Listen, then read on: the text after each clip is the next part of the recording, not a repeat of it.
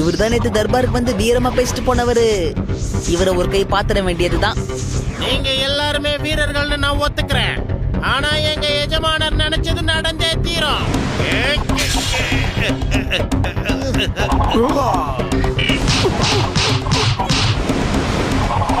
இன்னைக்கு கிருமாடாவும் அவனோட வீரர்களும் சட்னியாக போறாங்க.